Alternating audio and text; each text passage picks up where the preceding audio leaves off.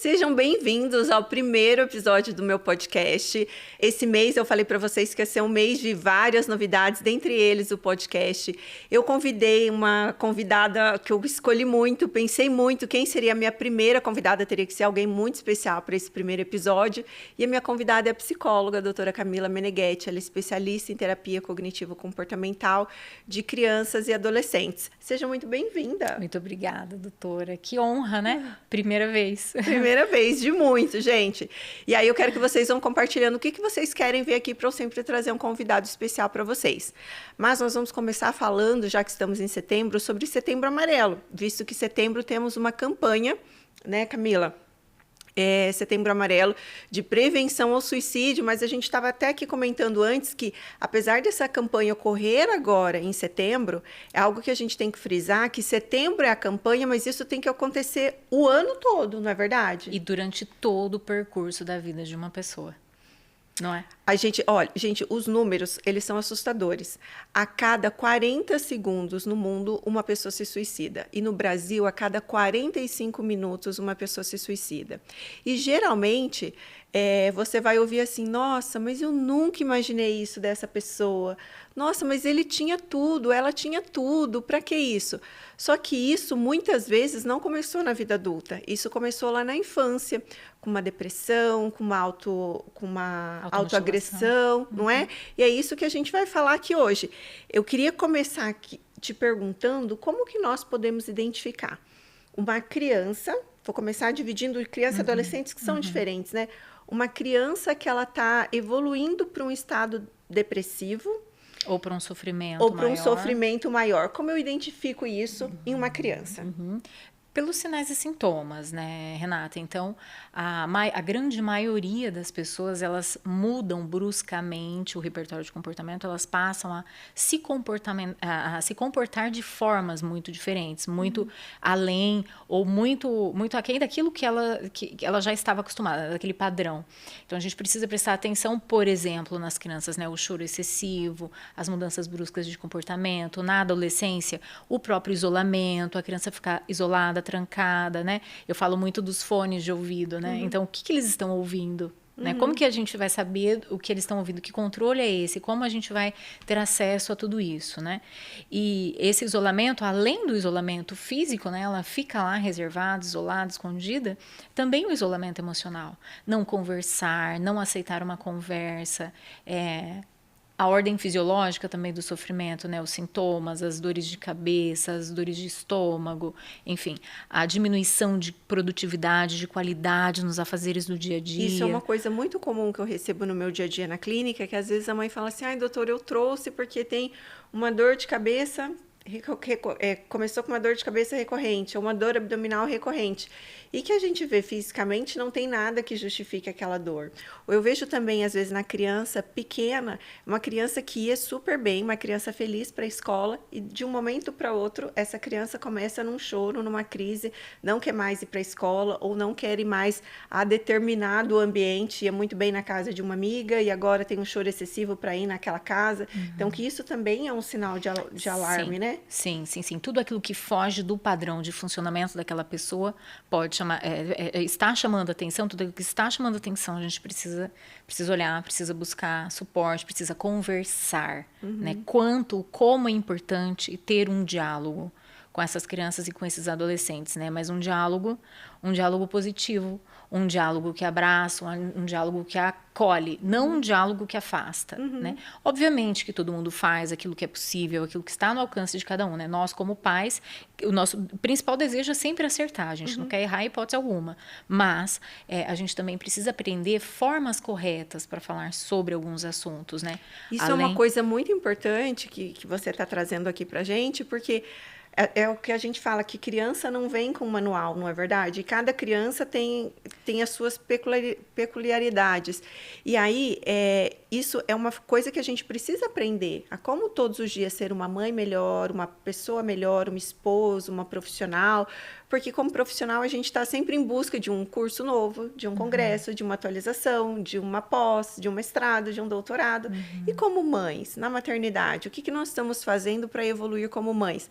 Então, uma coisa que eu falo muito no dia a dia na clínica é assim, Gente, troca a pergunta quando você vai buscar a sua filha ou seu filho na escola, porque geralmente quando a criança entra, você fala assim: e aí, foi tudo bem hoje? E o que a criança vai responder geralmente? Aham, tá, foi, né? Então, assim, troca essa pergunta. Ai, doutora, mas que pergunta? O que aconteceu de mais legal no seu dia hoje? Me conta. Ai, hoje no meu dia aconteceu tal e tal coisa. Abre você também e cria essa abertura para a criança. E não só aquele automático. Eu falo assim, eu defendo muito a maternidade intencional, que é a gente pensar em todas as nossas atitudes e não ir só no automático. Porque no dia a dia, grande parte de nós, e eu me incluo, porque eu tenho que estar me policiando o tempo inteiro para sair do automático. A gente só vai, só vai. Por que eu estou fazendo isso? Deixa eu pensar um pouquinho. Então, essa pergunta, por exemplo, de quando a criança entra no carro, e aí, como foi o dia? Geralmente, gente, coloca aqui para mim, é todo mundo, aham, legal, tudo bem. E não fala mais nada, a grande maioria das crianças, né? Então, se a gente trocar um pouquinho essa abordagem e trazer essa criança para a gente, o fato de olhar nos olhos também, eu vejo muito que hoje, eu quero que você compartilhe isso comigo da sua prática do dia a dia, eu vejo hoje que muito se perdeu essa prática da gente olhar nos olhos das pessoas. Então, você está conversando, mas você está fazendo outra coisa, eu falo assim... A mãe chega nos dois, quando a mãe tem que voltar de licença, ela fala: ai, doutora, e agora eu volto ou eu não volto? E aí eu falo assim: você vai ter tempo para você ficar com essa criança ou essa criança vai estar com você e você vai estar fazendo outras coisas? Porque às vezes a criança está ali, mas você não está olhando para a criança. Você ficou o dia inteiro com a criança ou com o adolescente, mas em nenhum momento você sentou, você olhou no olho, você falou: tá tudo bem, meu amor?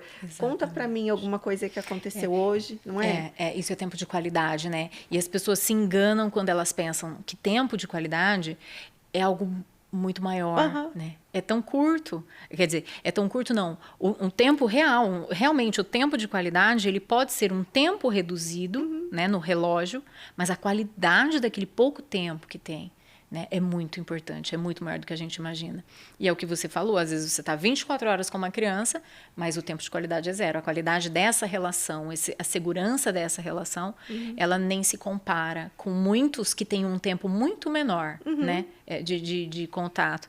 E até e sobre propriamente, né, falando sobre o Setembro Amarelo, Rê, a conversa difícil precisa de um momento adequado, e como nós vamos conversar sobre assuntos difíceis também existe um manejo adequado, uma forma correta de falar.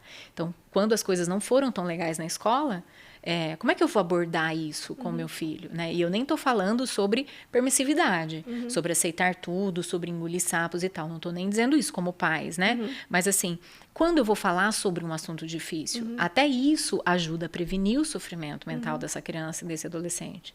Né? E aí E o que você orienta como psicóloga? Qual seria esse momento?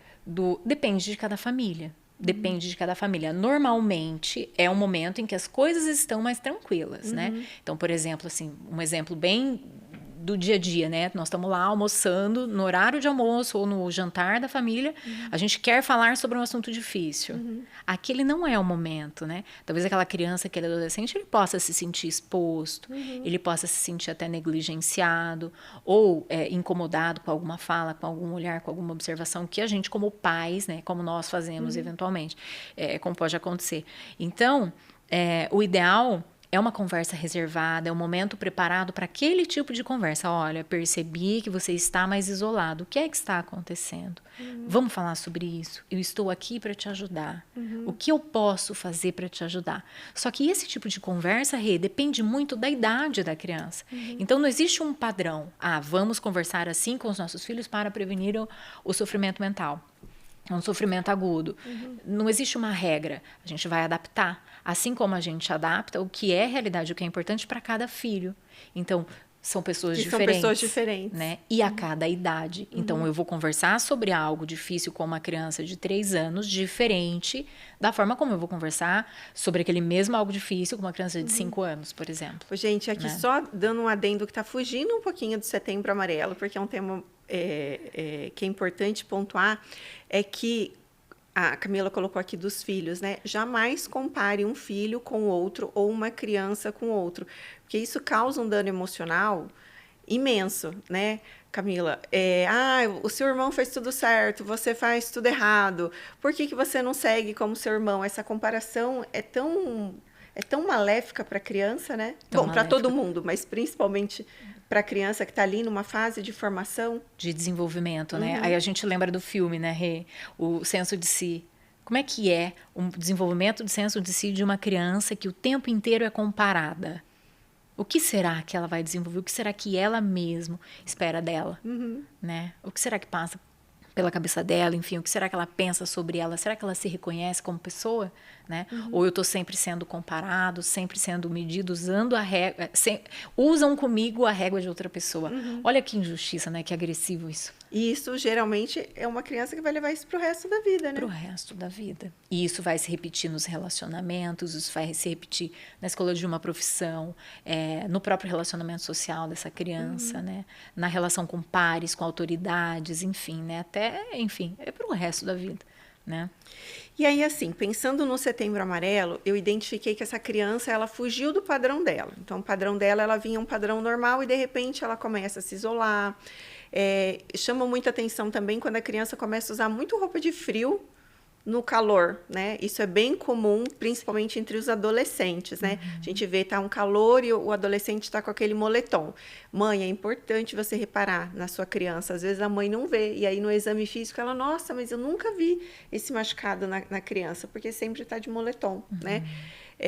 Então, atentos, tanto você mãe quanto você pai, se uma alteração brusca do comportamento, tanto do seu filho quanto da sua filha, sendo uma criança ou uma adolescente. E aí, você identificando isso, é importante a busca de ajuda, né? Sim, mesmo porque uma criança ou um adolescente, nem sempre, mesmo o adulto, né? Nem sempre essa pessoa em sofrimento agudo, ela vai ter condições emocionais e força, até física, de pedir ajuda. Né? Então, a gente fala tanto, né? Vamos pedir ajuda, converse sobre sua dor, fale com pessoas da sua confiança, né? Busque ajuda profissional e tal. E olha quanta coragem a pessoa precisa ter para buscar isso, né? E aí uma criança, será que ela tem essa condição? Então depende dos pais observarem, né? Depende dos cuidadores dessa criança, né? Muitas vezes até o próprio professor observa e pontua para a família, né? Então assim, os pais precisam, né, estar próximos dessas crianças, próximo da escola, dos amigos. Eu acho que é uma coisa muito importante também. Traz os amigos para sua casa. Ouve o que eles... Deixa as crianças... vamos passar uma tarde lá em casa. Ouve o que essas crianças estão conversando. Ouve o que essas crianças estão ouvindo. O que essas crianças estão assistindo. Eu acredito que hoje o digital, ele veio e tem inúmeros benefícios. Mas também deixou muito solto essas crianças. Então, você vê o conteúdo que essa criança tem consumido. E aí eu recebo, às vezes, crianças com pesadelos, com alteração de sono, com insônia, por algo que assistiu no tablet, na televisão, alguma coisa assim. E a mãe, nossa, mas eu nunca imaginei que tinha visto isso. Então, é muito importante você checar o conteúdo que seu filho e que sua filha têm consumido, seja ele um conteúdo auditivo, de música, seja ele visual, através de um filme, ou seja, do que for, não é? E usar as estratégias lúdicas, né, a depender da idade. Então, como é que a gente vai se aproximar, como é que eu vou me aproximar do meu filho para falar sobre um assunto difícil, né? Eu posso usar estratégias lúdicas, né, para conversar. Um jogo, um próprio filme, né, para usar o tema do filme para falar sobre alguma coisa específica. Uma dica de jogo, né? E uma dica de filme pra gente, cara. Os jogos, existem alguns baralhos que são muito interessantes, especialmente para adolescência, né? Alguns baralhos que têm perguntas aleatórias, né? No consultório eu uso muito desses baralhos e tem também jogos para fazer em família com essas perguntas. Então, cada hora um faz uma pergunta, né? E o outro vai respondendo. Então, qual que é a cor preferida da mamãe? Qual filme que o papai mais gosta, né? Qual a principal característica do irmão mais novo ou do irmão mais velho e tal? Então, para aproximar essa família, para fortalecer esse vínculo, né? E jogo, eu acho que a gente consegue adaptar hoje, em termos de recursos, existem milhares, né? A gente consegue adaptar muitos. Vamos pensar no que foi realidade para nós quando nós éramos crianças, a Barbie, né? Que é um brinquedo assim que para nós fez muito sentido na nossa infância, na nossa adolescência. Então, fazer a roupinha de Barbie, veja bem, né? Gente, eu tinha coleção de roupinhas de Barbie, ia na costureira. Eu cortava as minhas roupas para fazer para Barbie. E aí, vamos pensar, né? Então, como que eu posso me aproximar do meu filho, da minha filha, né? Que está brincando de Barbie, que gosta daquele personagem, e com esse recurso, né? Então, será que ela vai achar esquisito se eu me aproximar para fazer, por exemplo, uma roupinha, né? Ou jogar uma queda de Uno, né? E durante essa queda de Uno fazer um bate-papo, perguntar sobre os amigos, fazer perguntas aleatórias, né? Então, diante da infinidade de recursos, a gente consegue adaptar muita coisa. E eu vejo que mais flui, pelo menos na minha casa, é exatamente nesses momentos. Porque quando eu sento para conversar, então... Não funciona. Na minha casa não funciona. Então, a gente, vamos fazer alguma coisa hoje, ou vamos jogar Uno, ou vamos jogar Jenga, e a gente vai conversando, e aí me conta. A gente está jogando, está fazendo outra coisa, mas daí eu coloco o assunto e aí o assunto flui. Mas se for para sentar para falar do assunto, é bem mais eu difícil. Vejo que eu tenho um pouquinho de bloqueio. É igual a habilidade de esperar, né? Quando as crianças, né? Camila, preciso de terapia porque a criança não sabe, meu filho não sabe esperar. Mas espera aí, quando eu penso em esperar, eu penso assim, a gente espera o chá esfriar, a gente espera a água do chuveiro esquentar, a gente espera o sinal abrir. Então, eu posso ensinar essa habilidade para o meu filho em diversos contextos. Eu não preciso parar para falar, olha, agora você vai esperar. Não, né? Olha, então agora nós vamos esperar a comida terminar de ficar pronta, a água do chuveiro esquentar. Semáforo abrir. Isso, então é uma construção, né? E essa construção para esse diálogo positivo, para esse diálogo acolhedor, e que previne esse sofrimento agudo, né? Que previne o suicídio, que previne a automutilação, é uma base segura para a gente desenvolver, para a gente ter como foco, né, em termos de família, né? Então, eu posso ajudar o meu filho a perceber que aqui em casa existe um ambiente seguro para conversar sobre tudo, independente do que seja. Eu estarei do lado dele, se precisar corrigir, se precisar dizer, olha, isso que você fez não foi legal, a gente vai conversar, eu vou falar, isso tem um pouco a ver com práticas educativas, né, estilo parental, enfim. Mas assim, que tanto eu estou me disponibilizando também para ser rede de apoio dessa criança e desse adolescente e para ser uma rede de apoio que oferece um vínculo seguro. Muito bom.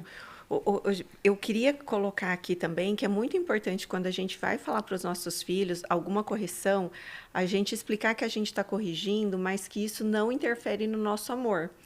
E aí eu vou colocar um exemplo meu. Então, às vezes, minha filha não vai muito bem na prova, ela fala assim, mamãe, você vai ficar triste, não fui bem na prova. E eu sempre sou muito sincera, filha, isso daqui representa o quanto você estudou e você se dedicou para essa prova, mas isso não tem relação com o meu amor. Eu continuo amando você da mesma forma. Se você tirou 0 ou se você tirou 100, o meu amor por você, ele não é medido por aí, se você fez certo ou se fez errado. Isso daqui é só uma consequência do quanto você se dedicou. Sim. Então, eu penso que para todas as correções que a gente faz com os nossos filhos, faz muita diferença a gente olhar nos olhos e falar assim, o meu amor por você, ele não muda. A gente precisa corrigir isso aqui não foi legal. Eu continuo te amando do mesmo jeito, mas nós precisamos corrigir isso aqui, né? Esse olhar de amor e de empatia, eu acredito que faz toda a diferença. E um outro contexto aqui que eu quero chamar a atenção para o Setembro Amarelo é do ambiente da casa, que eu acho que esse ambiente, às vezes, a gente tem que estar mais atento quando é um ambiente familiar muito conflituoso. Então, se a gente tem brigas do casal com frequência, e aí se essas discussões elas são de agressão verbal, física, psicológica, porque às vezes isso é muito velado, né? Às vezes os pais acabam não relatando isso, esses problemas de relacionamento, e a criança vê isso e ela sofre muito. E aí ela acaba não expondo, porque é uma coisa do pai e da mãe. Então, assim, a casa da criança, a nossa casa como um todo, eu falo que não é uma casa, ela deve ser um lar.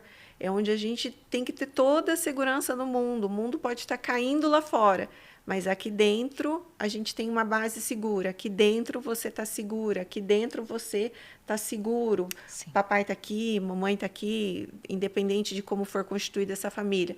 Mas a criança precisa sentir que dentro dessa casa ela tem um ambiente seguro, Sim. né? Sim, conflitos sempre vão existir, mas como a gente vai administrar esses conflitos é o que vai determinar o resultado do que essa criança vai perceber. Né? Exatamente. De como essa criança vai perceber tudo isso, né? Mesmo porque também o próprio trauma, né, Rê? O TEPT, o transtorno de estresse pós-traumático, ele não necessariamente, a pessoa que desenvolve um trauma, ela não necessariamente precisa ter sido a vítima daquilo, basta ela ter assistido algo. Então, isso é algo muito importante que, assim, gente, as memórias, elas se cristalizam diante de um forte impacto emocional. Então, às vezes, um acidente de trânsito, por exemplo, para mim não causou um forte impacto emocional, mas para minha filha causou um forte impacto emocional. Então, a importância da gente conversar, não é? Porque às vezes a gente não sabe o que foi um forte impacto para aquela criança, mas aquilo ali foi um forte impacto para ela e que causou um estresse ali, um trauma importante, né? E aí a gente já identificou que essa criança está em sofrimento, essa criança a gente já identificou, ou esse adolescente, como a gente pode intervir. Então a gente vai conversar, a gente vai propiciar um ambiente seguro, a procura da pediatra ou do mediatra, se for um adolescente, ou até mesmo da psicóloga, da terapia, isso é muito importante. Eu falo que é muito importante você ter conexão com o profissional, tá? Eu quero deixar uma dica aqui para vocês. Tem uma pediatra para chamar de sua, tem uma psicóloga também para chamar de sua, porque o que eu vejo às vezes é que a criança vai porque o pai e a mãe estão colocando ali, mas a criança não se sente confortável. E aí não flui.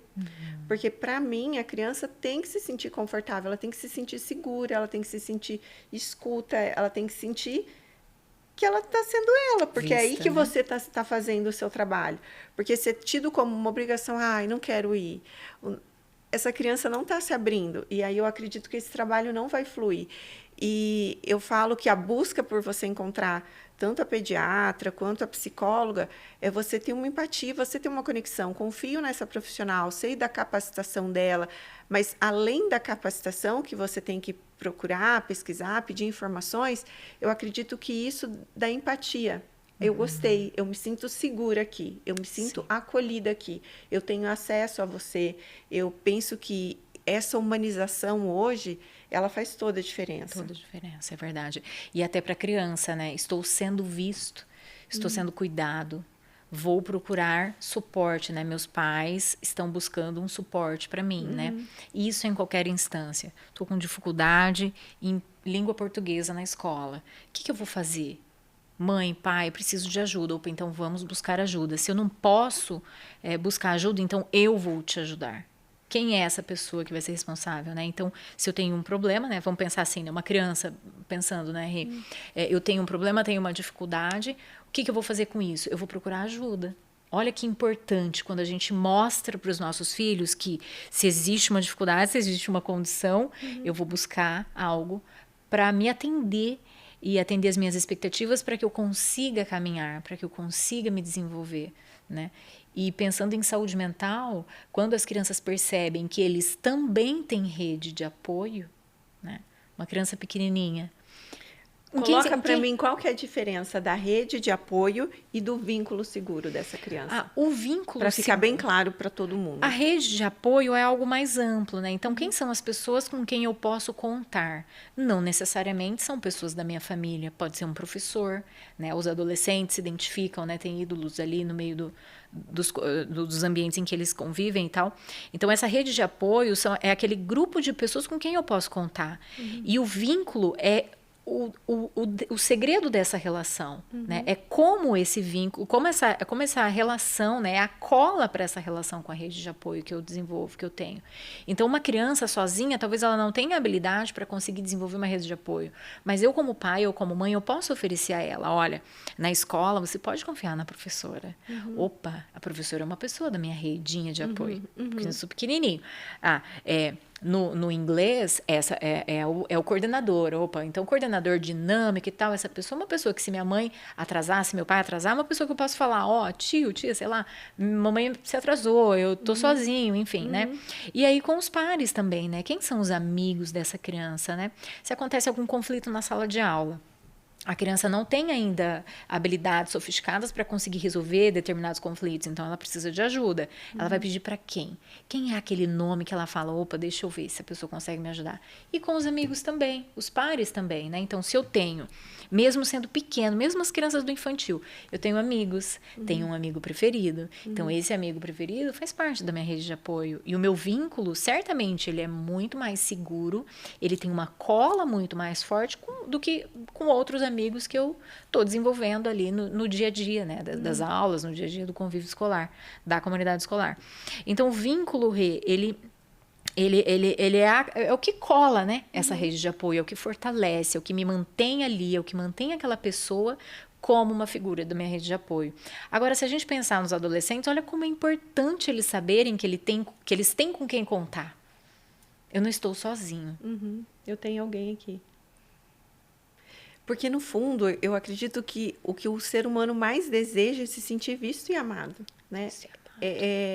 Essa necessidade de amor é algo que nasce conosco. Todo mundo tem essa necessidade.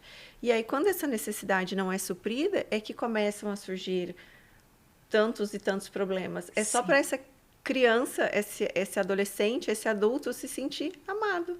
Né? É aquele negócio do placebo, né? Aconteceu alguma coisinha, vem cá, deixa eu passar uma pomadinha. Deixa eu dar um beijo que sara. Isso, é o beijo que sara. Né? O beijo que sara. Gente, então, olha, sobre Setembro Amarelo, eu gostaria de finalizar falando que olhe para todas as pessoas com amor e com empatia. Você pode fazer a diferença do caixa do supermercado. Olha nos olhos dessa pessoa, vê o nome do crachá ali e fala assim, oi, Ana, tudo bem com você? Que seu dia seja muito bom. São pequenos detalhes que fazem a diferença de uma forma gigantesca na vida das pessoas. Eu acho que vale nós estarmos todo o tempo atentos o que eu posso fazer de melhor. E o seu filho e sua filha vão começar a se espelhar em você também. Olha como meu pai, olha como minha mãe é atenta. Eles vão se sentir seguros, porque eles estão tendo um exemplo dentro de casa. Então, seja você o que você gostaria de receber ou o que você gostaria de ter. Para mim, essa é a mensagem que eu gostaria de finalizar. Olhe ao seu redor. Eu acho que sempre nós podemos fazer algo mais em qualquer lugar, em qualquer situação. Eu acho que no semáforo, você está ali no semáforo e olhou do lado, dá um sorriso. O que te custa dar um sorriso? E pode fazer a diferença na vida daquela pessoa. Esse simples sorriso pode fazer essa pessoa se sentir amada. Talvez ela estava ali com sentimentos ou com pensamentos perturbadores e o seu gesto de amor pode mudar a vida dela e você nem vai saber disso, talvez jamais. Então, esteja atento aos detalhes. Eu sei que é Setembro Amarelo a campanha, setembro é o mês da primavera, de florescimento, de flores, mas que essas flores floresçam em você todos os dias, que todos os dias você possa acordar e falar assim, o que eu posso fazer de melhor por alguém hoje, pela minha filha hoje, pelo meu filho, pelo meu marido, enfim, por tantas pessoas que cruzam no nosso caminho ao longo do dia, não é verdade? Muitas vezes você, cara? A gente busca tanto, né, desenvolver a nossa rede de apoio. E será que a gente sabe de quem nós somos rede de apoio? Né? Então, falar sobre a dor, em quem eu posso confiar, com quem eu posso falar sobre buscar ajuda, quem são essas pessoas, né? Faz uma lista, né? Conversa sobre o que você pensa, sobre o que passa pela sua cabeça, sobre os teus sentimentos, enfim, né? Então, o buscar ajuda, o falar sobre, eu acredito que seja um caminho muito importante para a prevenção do sofrimento mental, para a prevenção do sofrimento agudo. Muito obrigada pela sua participação. Espero que esse conteúdo tenha sido útil para você. Compartilhe com a maior quantidade de pessoas que você conseguir, porque a gente pode levar amor para todas as pessoas. E às vezes você não está vendo, mas você pode ser um semeador na vida de alguém.